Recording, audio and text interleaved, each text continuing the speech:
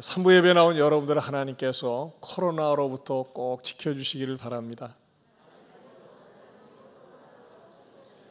아멘. 우리 협회 분들에게도 하나님께서 코로나로부터 지켜주시기 바랍니다.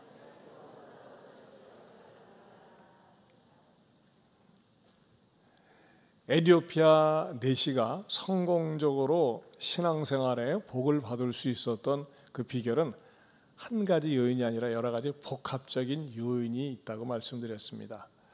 먼저는 왕복거리가 8,000km가 넘는 거리, 그 거리를 예배에 대한 열정이 남달랐다고 하는 것과, 그리고 그 무료한 시간에 신변 찾기로 쓸데없이 시간을 보내는 것이 아니라, 이해는 되지 않지만 영혼의 양식이기 때문에 하나님의 말씀을 계속 읽었었고, 또 그가 모르는 말씀을 읽고 있었지만은 낯선 이방인이나 다름이 없는 빌립 집사가 당신이 있는 것을 깨닫느냐 물어봤을 때, 지도하는 사람이 없는데 어떻게 깨닫습니까? 자기 지위가 엄청나게 높음에도 불구하고 아랑곳하지 않은 그 겸손한 태도가 마침내 좋은 만남을 이루고 빌립 집사를 초청하고 그를 자리에 앉혀놓고 말씀을 들으면서 드디어 그가 인생에 있어서 한 번도 느껴보지 못하고 깨닫지 못한 복음의 희열,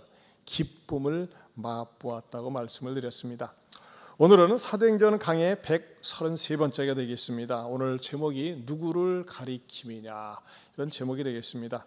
오늘 본문을 통해서 우리에게 주시는 메시지는 뭘까요? 첫째는 이미 오신 메시아를 발견하지 못했습니다. 누가요? 에티오피아 내시는. 이미 오셨던 메시아를 에티오피아 내시는 발견하지 못하고 만나지를 못했습니다. 믿지를 못했었다고 하는 것입니다. 일반적으로 그 유대인들의 의식 속에는 무엇이 짙게 깔려 있었냐면요, 메시아 대망 사상이 있었습니다. 요즘 우리들에게 목마른 게 뭘까요? 지금 코로나로 말미암아 감염된 사람이 1,000만 명이 넘어갑니다. 1,000만 명이. 저한테도 이 선교사님들이 계속 이렇게 기도 제목으로 오는데, 정말 어려운 게 한두 가지가 아니에요. 근데 만약에 백신이 빨리 개발이 되었다, 그래서 그거 한 방 맞으면 2, 3일이면 낫는다, 그러면 그거야말로 희소식이 아니겠습니까? 정말 저나 여러분이 매일 끊임없이 이 코로나가 정말 종식될 수 있도록 끊임없이 기도해야 될 줄로 압니다. 자, 그런데 이것은 환경적으로 그렇다고 하지만 이스라엘 백성들은요, 삶 자체가, 산다는 자체가 스트레스였습니다. 왜냐하면요, 늘 외세의 침략을 받으면서 살아왔어요. 편한 날들이 없었습니다. 여러분, 다른 나라가 내 나라를 지배하고 언어를 빼앗고 경제활동을 빼앗고 정치를 빼앗는다, 그리고 내 것을 빼앗는다, 이거 살만 나겠습니까?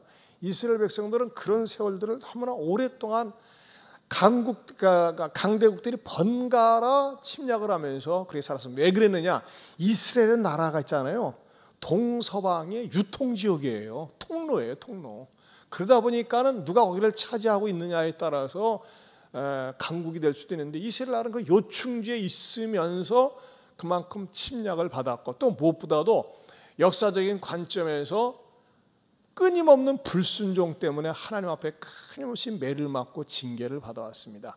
그러면서도 이스라엘 백성들은 어떤 항상 갈망이 있었느냐, 우리나라를 좀 자유스럽게 살 수 있도록 메시아가 나타나서 우리를 지배했으면 좋겠다라고 하는 강렬한 소원, 대망이 있었다고 하는 것입니다. 그리고 실제적으로 예수님이 오셨을 당시도 이미 로마 제국이 지배하고 있지 않았습니까? 그런데 메시아가 출현할 것이다, 메시아가 올 것이다 라고 하는 그 내용이 구약 성경에 이미 예언이 되어져 있었습니다. 그런데 그 이스라엘 백성들은요, 구약 속에 예언되어진 그 메시아가 어떻게 보면 말이야, 자기네들이 원하는 시원한 메시아가 아니에요. 자기네들이 원하는 아주 통쾌하고 시원한 메시아상이 구약엔 그렇게 예언되어 있지 않습니다. 자기네들이 원하는 메시아는 뭐냐? 자기네들의 현실을 완전히 충족시켜 줄 수 있는 그런 메시아였다고 하는 것입니다. 그런데 갑자기 예수가 나타났어요. 근데 예수가 나타나서 자기가 하나님의 아들이라고 그러고 메시아라고 그러고 구원자라고 하는데 처음에 가만히 보니까요 그럴듯해요. 그런 것 같아요. 왜냐하면요 예수님이 하셨던 5가지 그 사역을 보니까 이 사람이 메시아 같다라고 믿고 싶은 마음이 생겼다고 하는 것입니다. 그것은 뭐냐? 자, 5가지를 이렇게 분류하면요. 첫째는요, 오병이어의 역사, 물고기 2마리를 가지고 보리떡 5개를 가지고 5,000명 이상 먹이는 거 보고 어떤 믿음이 생겼어요? 아, 먹는 문제 해결되겠구나. 예수만 따라다니면 배고프지는 않겠다. 그렇죠? 먹는 문제 제일 중요하지 않습니까? 그 다음에 2번째는 뭐예요? 의료 문제입니다. 못 고칠 질병이 없는 치유자의 모습을 봤습니다. 의료 문제가 완전히 해결되는 것 같았어요. 왜냐하면요, 예수님한테 왔을 때, 야, 이 병은 너무 힘들다, 나 못 고치겠다라고 예수님이 사양한 적이 없었잖아요. 모든 질병을 다 고쳤어요. 만약 예수님 당시에 코로나가 있었다라면 충분히 고치죠. 이렇게 예수님은 뭐예요? 의료 문제 해결할 수 있겠다. 해결하셨으니까요. 3번째는 뭐였습니까? 예기치 못하는 천재지변이 일어나면은 해결할 수 있을 것 같았다는 겁니다. 왜냐? 예수님은 풍랑을 이는 바다를 갖다가 잠잠하라 명령하니까 딱 멈췄잖아요. 그것을 보고서 뭐예요? 야, 이 정도만 되면 좌절이 되지.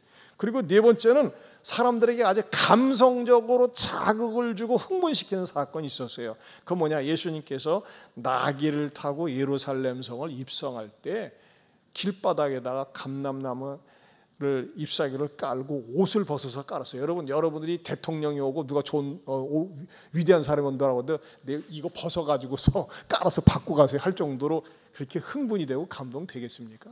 근데 예수님이 오셨을 때는 말이죠, 그렇게 했다고 하는 것입니다. 그리고 그 예수님이 그렇게 하면서 로마 제국을 뒤엎을 것으로 기대를 했다고 하는 것입니다.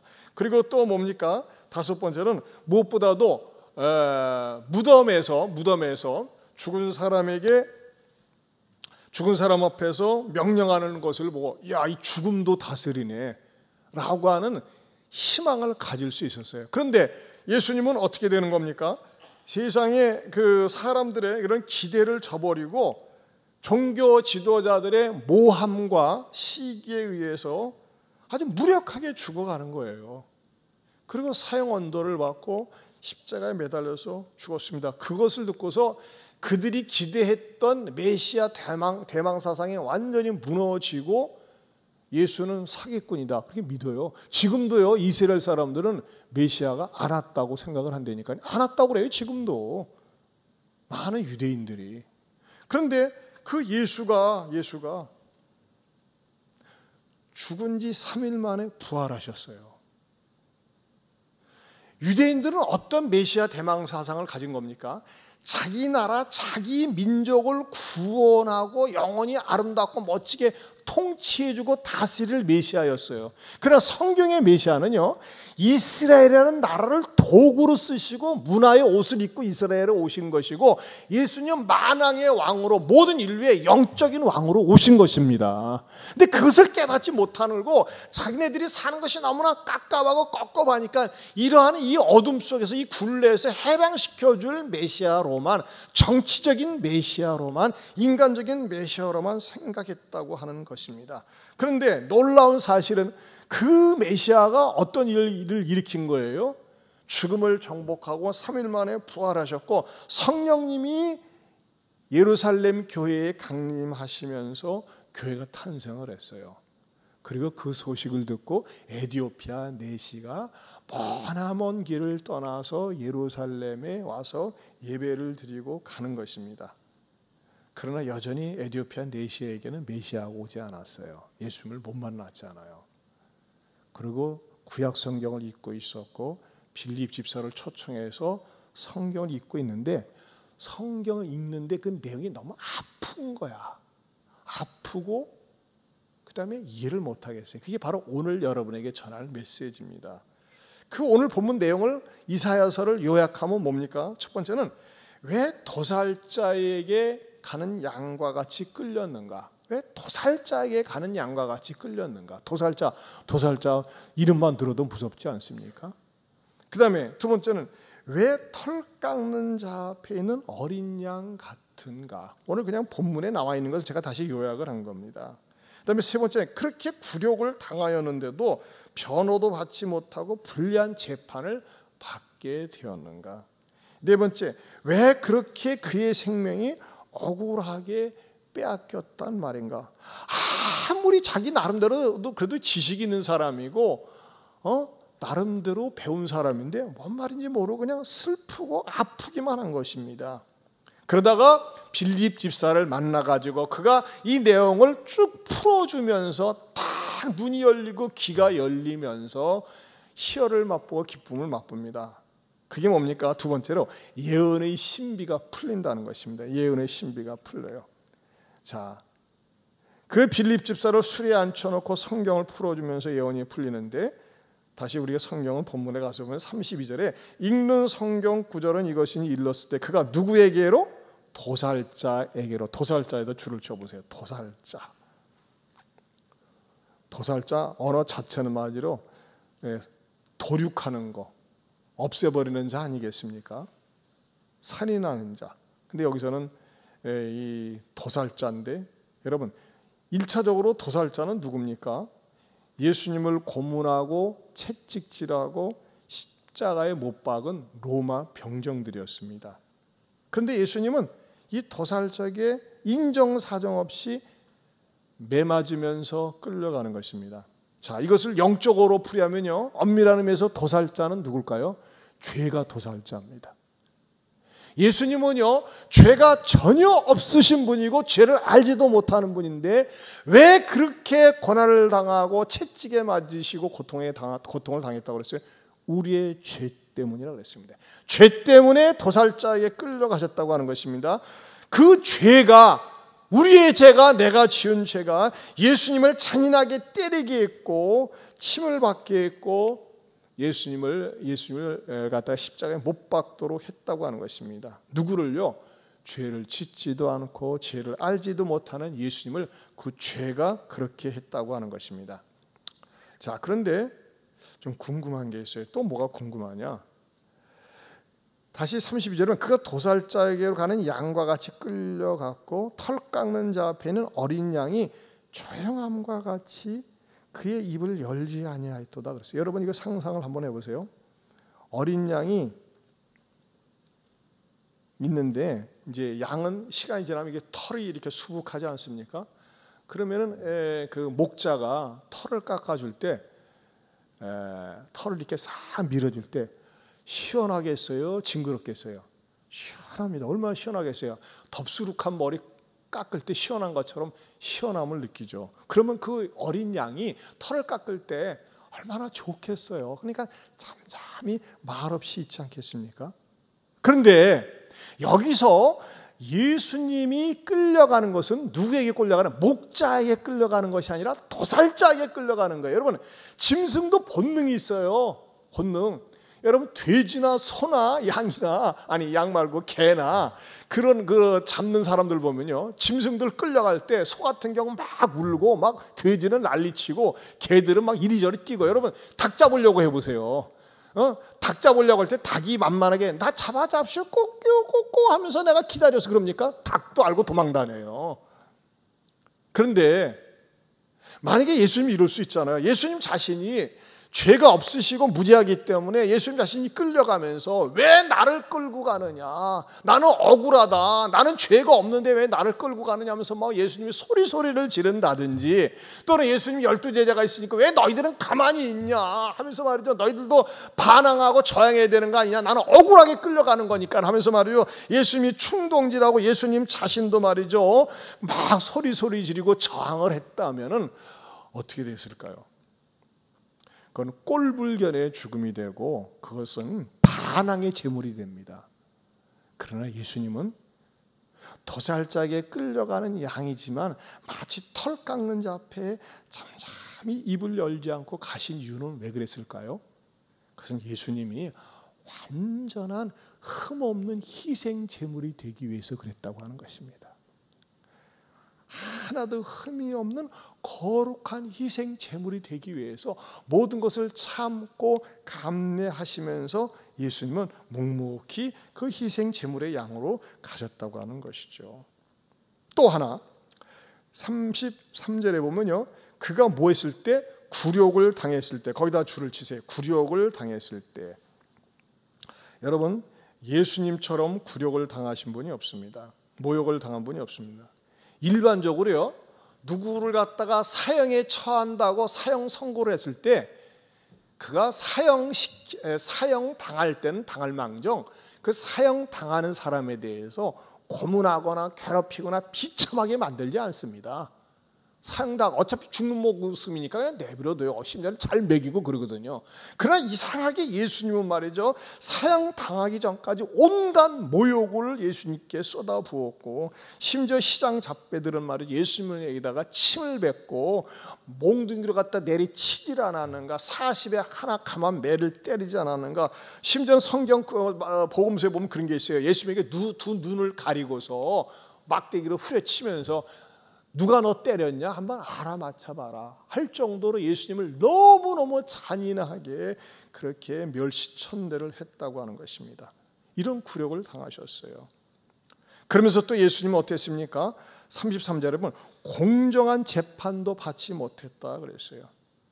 예수님은 정상적인 정식 재판의 절차도 없었습니다. 그리고 예수님 자신에 대해서 변증할 수 있는 기회도 주지 않았습니다. 사실 예수님은요, 말씀이 탁월한 분입니다. 그렇지 않습니까?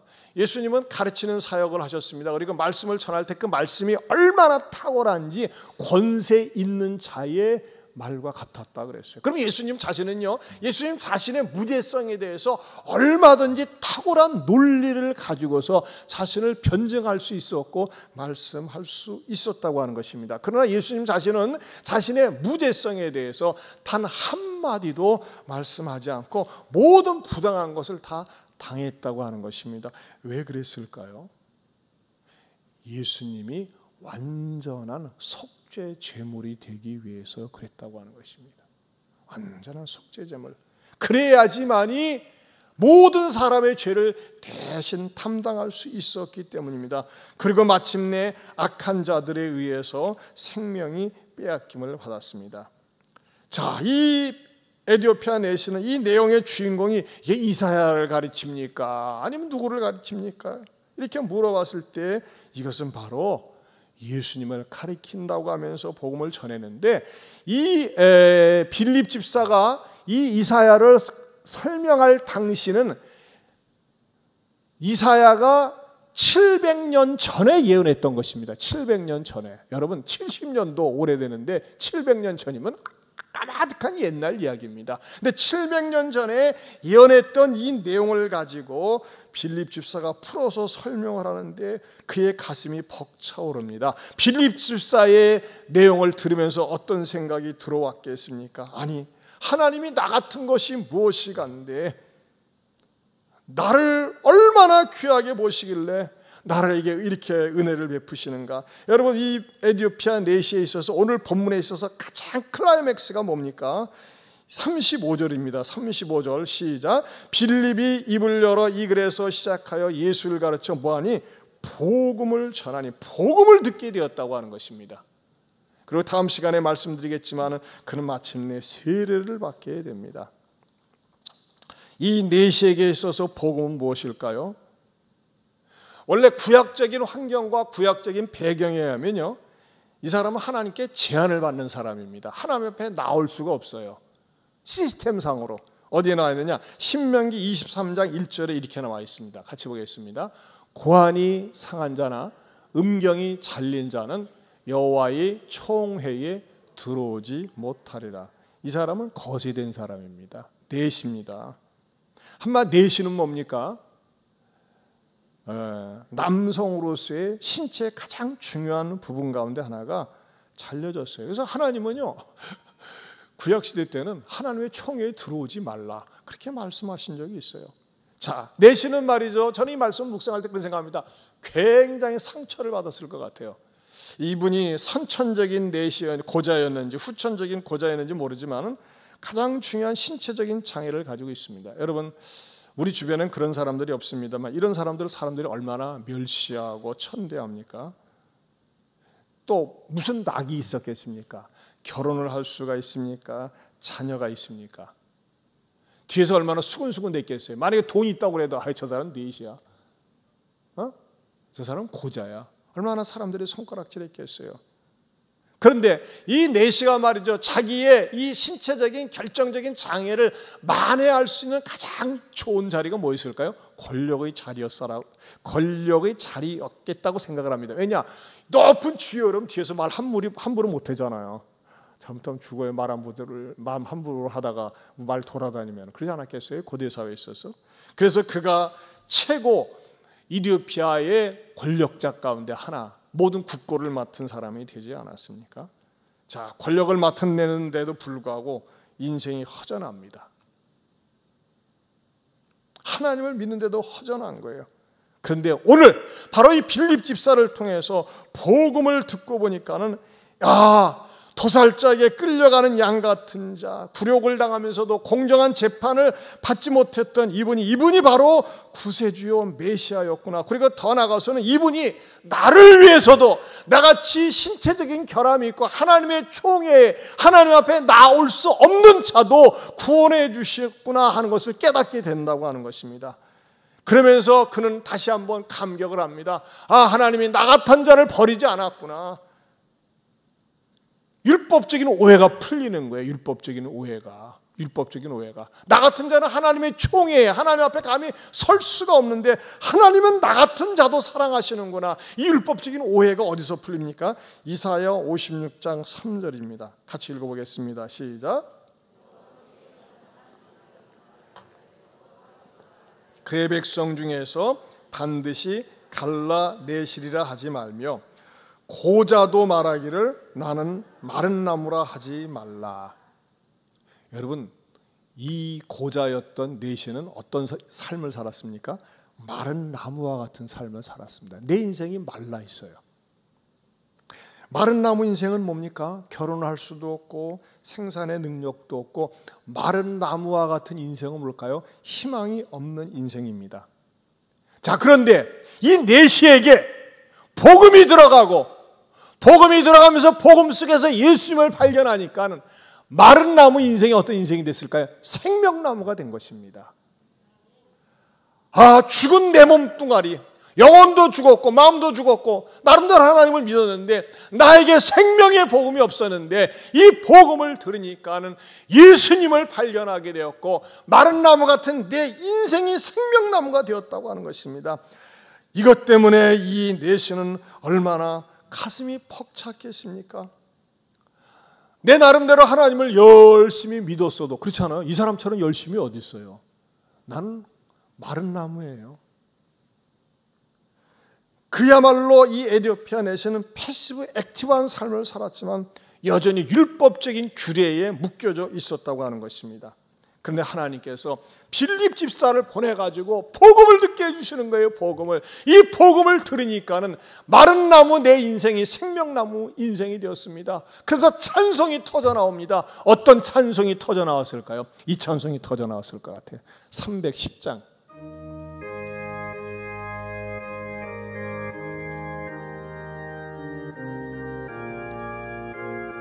같이 불러봅니다. 하나님의 은혜로 있을 데 없는 자 왜 구속하여 주는지 난 알 수 없도다. 내가 믿고 또 의지하는 내 모든 형편 아시는 주님 늘 보호해 주실 것을 나는 확실히 아네.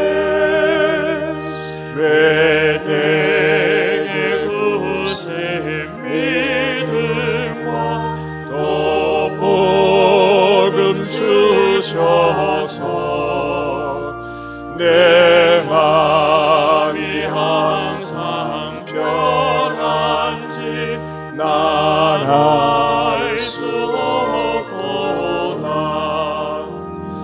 내가 믿고 또 의지함은 내 모든 형편하시는 주님 늘 보호해 주실 것을 나는 확실히 아네.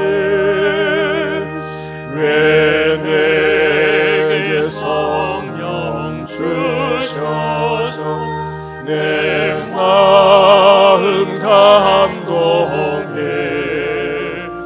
주 예수 믿게 하는지 난 알 수 없도다.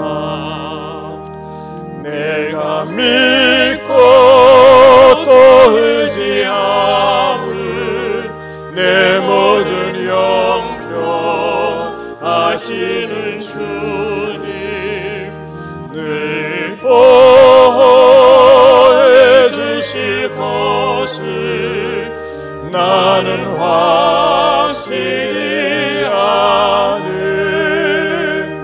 주 언제 강림하실지 혹 밤에 혹 낮에 또 주는 만나 그곳도 난 알 수 없도다. 내가 믿고 또 의지함은 내 모든 형편 하시는 주님 늘 보호해 주실 것을 나는 확실히 아네. 전 참 이 찬양 좋아합니다. 아, 하나님 은혜로 있을 데 없는 자 왜 구속하여 주는지 난 잘 모르겠어요. 에티오피아 내시에 얼마나 감격을 했겠어요. 하나님, 나 같은 마른 나무 같은 인생을 복음 듣게 해주셔서 생명나무 되게 해주심을 감사합니다. 근데 여러분, 이게 에티오피아 내시에게만 해당됩니까? 아닙니다. 셋째로 우리에게도 다시 복음이 필요하다는 것입니다. 우리에게도 다시 복음이 필요하다. 사실 엄밀한 의미에서 에티오피아 내시는요, 굉장히 경건한 부류에 속하는 성도입니다. 누가 시키지도 않았는데 예루살렘까지 예배하러 갔지. 누가 목사가 설교하면서 하라고 하지 않는데 악조건 속에서도 성경을 읽지. 그리고 또 마음은 또 얼마나 겸손해. 그래가지고 빌립 집사를 초청하지. 나름대로 말이죠, 나름대로 좋은 성도였어요. 그러나 그 안에는 말이죠, 복음의 기쁨이 없었어요. 뭐 할 때까지요? 복음을 들을 때까지는. 여러분, 저는 참 조심스럽고 두려운 가운데 교회 안에 불신자가 의외로 있을 수 있어요. 저도 옛날에 교회 안에 불신자였거든요.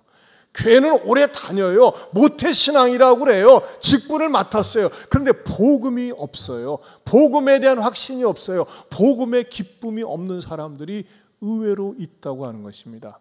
저는 충격적인 사실 가운데 하나는요, 초대교회, 교회가 한창 왕성할 때도 이 복음이 없는 사람들이 있었다고 하는 것입니다. 무엇을 보면 아느냐? 사도행전 5장 42절에 이런 말씀이 있습니다. 그들이 날마다 성전에 있든지 집에 있든지 예수는 그리스도라고 가르치기와 전도하기를 그치지 아니하니라. 저는 이 말씀을 딱 처음에 보면서요, 의심이 생겼어요. 의구심이 생겼어요. 왜 이런 일이 일어날까? 왜냐하면요, 당시 초대교회 사도행전 5장쯤 되면요, 어떤 일이 일어났습니까? 예수님께서 십자가에 죽으시고 3일 만에 부활하신 다음에 40일 동안 사역을 하시면서 하나님 나라를 전파하셨다고 그랬어요, 지상에.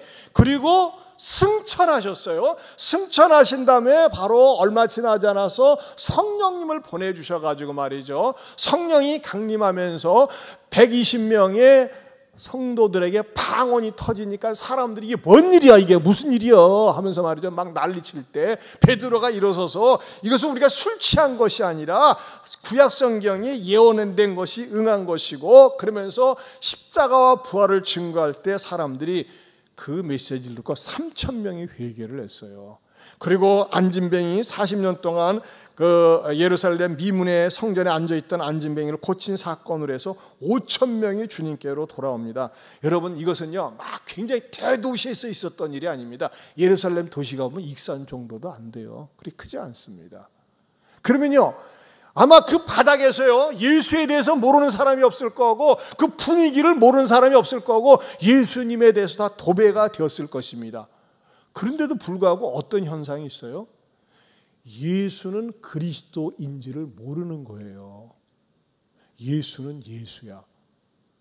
이것이 사도들이 알았어요. 그래서 말이죠, 야 급한 일이다, 중요한 일이다 하면서 한 것이 뭡니까? 다시 이 본문을 보세요. 사도행전 5장 42절에 보면 그들이 어떻게 하더라? 날마다, 일주일마다가 아니에요, 3일마다가 아니에요, 날마다 성전에 있든지 집에 있든지. 여러분, 성전이라는 것은 어떤 것입니까? 정말 믿는 사람들이 오는데요, 그렇죠? 집에 있든지, 집은 가족들이에요. 무엇을 강조했어요? 예수는 그리스도라고 가르치기와 전도하기를 그치지 아니하니라 그랬습니다. 여러분, 오해하지 마세요. 교회를 그냥 이렇게 다 교회 다닌다고 해서 구원받는 거 아니에요. 교회 다닌다고 해가지고서 그리스도인이 되는 게 아니에요. 여러분, 예수는 그리스도라고 가르치기와 전도하기를 그치지 아니하였다. 이 말씀은 무슨 뜻일까요? 예수를 믿되 그리스도라고 믿지 않은 사람들이 많이 있어요. 그냥 예수를 뭐로 믿냐? 그냥 종교 교주, 훌륭한 사람, 좋은 일 한 사람, 착한 일 한 사람, 선한 일 한 사람. 그리스도는 뭡니까? 그리스도는 기름 부음을 받은 자라는 뜻입니다. 메시아라는 뜻입니다.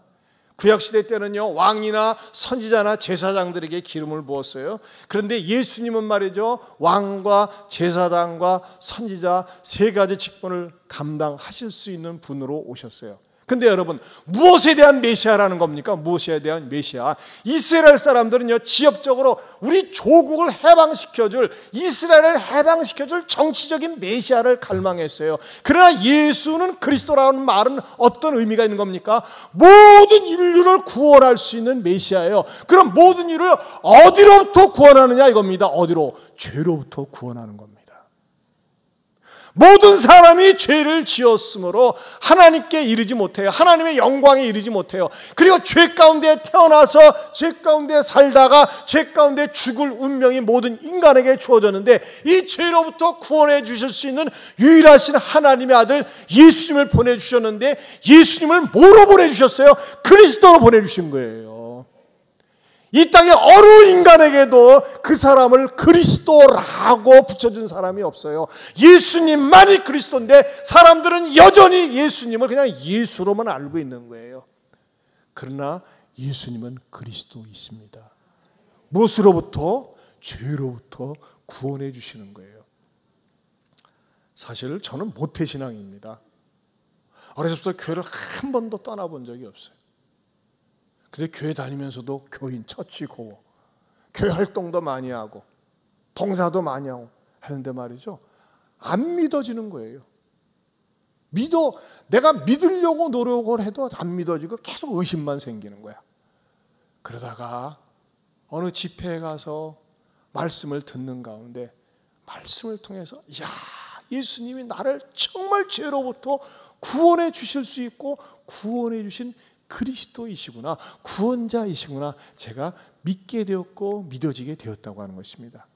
여러분, 오늘 중요한 메시지입니다. 저는 저와 여러분들이 정말 나 자신의 능력이나 지식이나 재주나 그런 것으로 절대 죄로부터 구원받을 수 없는데, 하나님께 가까이 나아갈 수 없는데 예수님께서 나의 죄를 위해서 십자가에 죽으시고 3일 만에 부활하셨는데, 그 이유가 나를 죄로부터 구원하시고 나를 의롭다 하기 위해서 3일 만에 부활하신 구세주가 바로 예수 그리스도이십니다. 믿고 믿어지는 축복이 있기를 축원합니다. 이것을 드디어 에티오피아 내시가 딱 마음에 와 닿고 믿게 된 거예요. 그러면서 그가 세례를 받습니다. 사랑하는 성도 여러분, 이 땅에 살면서 말이죠, 가장 행복한 것이 무엇일까요? 만남입니다. 만남. 여러분, 좋은 부부를 만나면 사는 게 지루하지가 않습니다. 좋은 친구를 만나면 말이죠, 마음에 맺힌 것을 다 터놓고 얘기하고 즐겁습니다. 근데 여러분, 아무리 좋은 아내, 좋은 남편, 좋은 친구 만나도 뭔가 허전할 수 있어요. 무엇을 하지 않으면요, 하나님을 만나지 못하면. 하나님은요, 우리들에게 반복적으로 끊임없이 주시는 게 있습니다. 영원한 기쁨을 주십니다. 행복을 주세요. 근데 어떻게 가능합니까? 하나님을 나 자신의 힘과 능력으로 만날 수 없는데, 예수는 그리스도이십니다. 당신은 그리스도가 되십니다. 나의 구원자가 되십니다. 고백하면서 그분 앞에 무릎을 꿇고 그분을 모셔드릴 때 끊임없는 반복적인 지속적인 기쁨을 주십니다. 제가 아는 목사님이 계세요. 무슨 목사 2, 3부 때는 실명을 거명했지만 3부 때는 설교가 유튜브로 나가기 때문에 실명을 거명하긴 뭐하고 분당에서 목회를 잘하고 계세요. 선배 목사님이세요. 근데 그 목사님은 40대 전에 그 시내산에 가서 40일 김식 기도도 할 정도로 아주 대단한 분이세요. 영성이 있으세요. 근데 이분은 말이죠, 교회 안에 이쁜 여성을 보면 자꾸 죄 지을 생각이 든다는 거예요. 음욕이. 못 견디겠어요. 내가 이렇게 목회를 할 수 있겠는가. 그래가지고 말이죠, 병원에 가서 의사한테 나 거세 수술을 좀 하고 싶다고 그렇게 얘기한 거예요. 했더니 의사가 바라보더니 또라이 아닌가. 나 목사인데 왜 거세 수술을 하려고 하냐고. 목사인데 예쁜 성도들을 볼 때마다 이쁜 것으로 끝나는 것이 아니라 자꾸 내 생각 속에서 죄를 남자는 다 그런 거 아니냐고. 그럴 수도 있지 않고 그게 정상인 거 아니냐고. 아니라고. 나는 이게 목회가 안 된다고 그랬더니 그런 이유 때문에 거세 수술을 해줄 수 없다고 그랬어요. 이 병원 저 병원 가도 다 반대를 하는 거, 안 된다는 거예요. 그렇잖아요. 생사를 잡는 거지. 근데 어떤 병원에 갔더니 해주는데 당신 부인한테 허락을 받으면 해주겠다고 그랬어요. 그래가지고 아내한테 가서, 물론 아내한테 사전에 허락을 받았는데 이제 사인을 해오라는 거예요. 그래서 아내가 여보 미안해. 내가 있잖아. 당신을 사랑하지만 내 마음속에 이 죄를 어떻게 다스려지지가 않네. 기도를 해도 안 되네.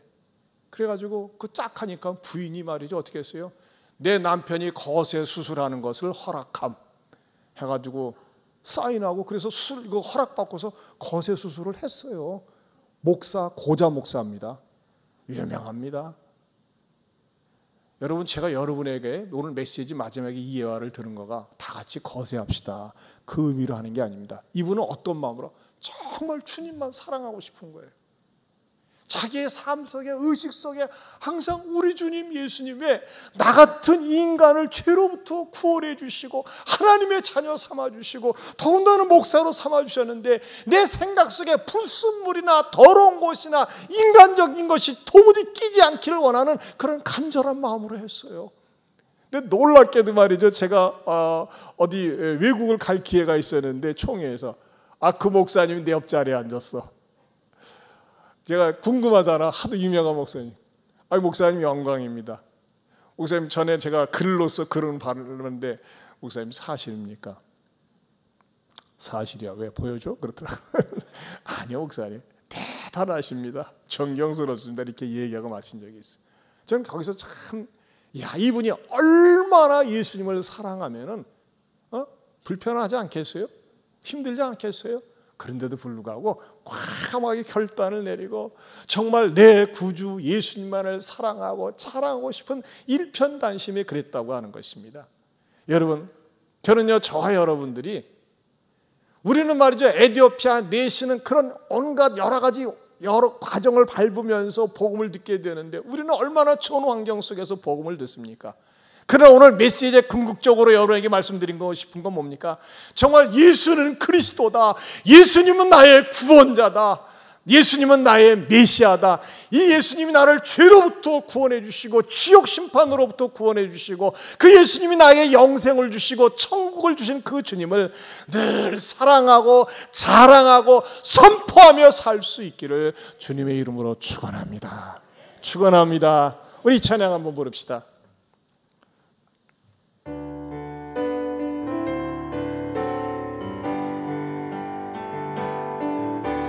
지존하신 주님 이름 앞에 모든 무릎 꿇고 다 경배해 거룩하신 주님 보좌 앞에 엎드려 절하세.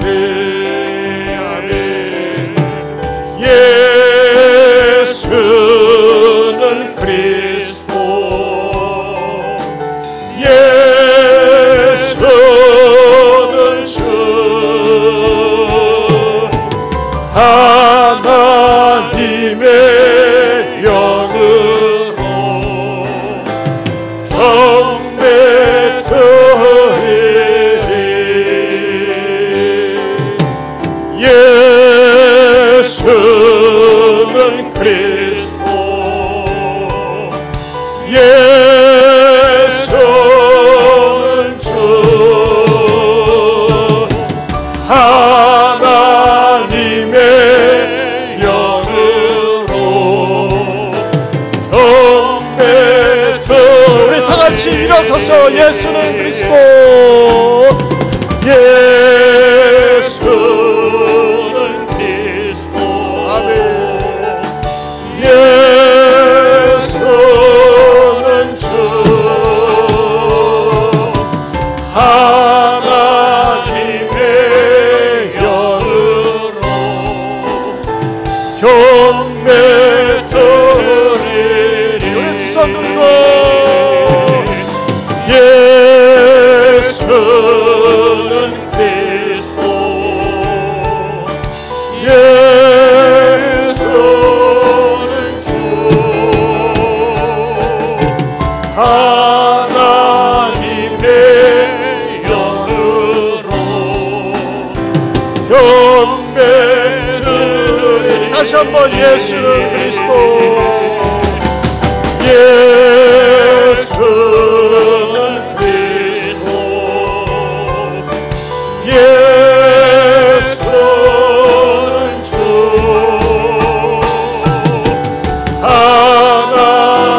하나님의 영으로 경배 드리리. 다시 한번 예수는 그리스도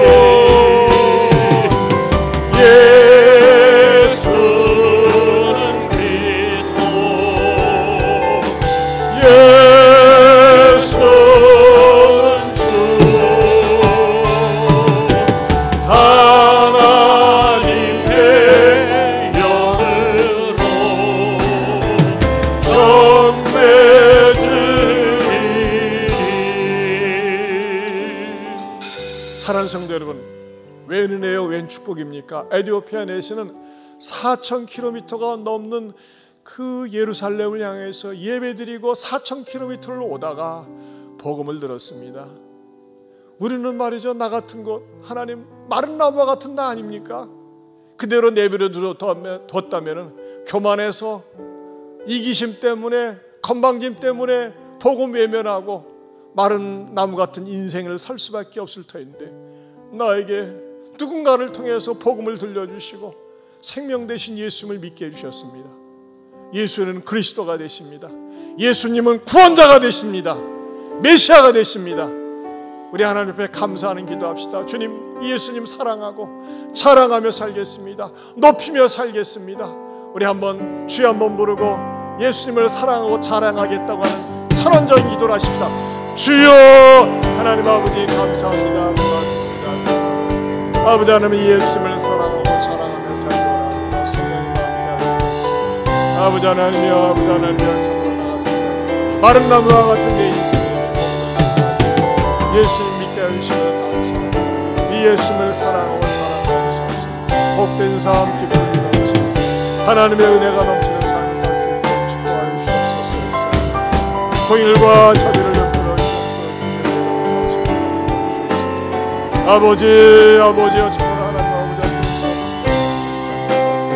예수를 사랑합니다.